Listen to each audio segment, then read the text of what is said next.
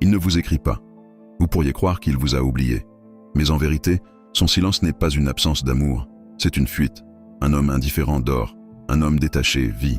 Mais un homme qui se tait alors qu'il pense à vous, c'est un homme qui lutte contre lui-même. 1. Parce qu'il a peur de se confronter à ses sentiments. Il ouvre vos messages, il relit vos mots. Parfois, il tape une phrase puis il l'efface. Ce n'est pas de l'indifférence, c'est une peur, celle de sentir que vous comptez encore, malgré ses silences. 2.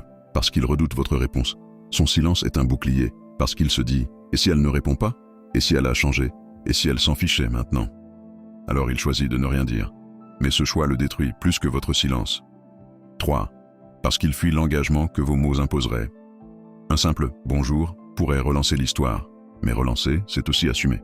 Et il préfère se taire plutôt que de porter ce poids. Son silence est une fuite, une manière maladroite de retarder le moment où il devra affronter la vérité. Ce que vous voyez comme une absence est en fait un combat intérieur.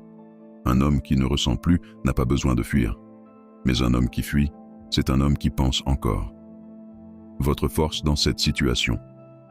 Ne cherchez pas à combler. Ne courez pas après ses silences. Parce que plus vous restez calme, plus son vide devient insupportable. Votre rôle n'est pas de briser son silence. Votre rôle est de montrer que vous vivez déjà sans lui. Pourquoi c'est puissant? Parce qu'un homme peut supporter vos reproches, mais il ne supporte pas de voir que son silence ne vous emprisonne pas. Et c'est là que tout change. Il doit choisir. Soit il revient avec des preuves, soit il reste seul avec ses fuites. Et vous, dites-moi en commentaire, avez-vous déjà compris que son silence n'était pas de l'oubli, mais une fuite? Et si vous voulez apprendre à transformer cette peur en respect, contactez Batcha.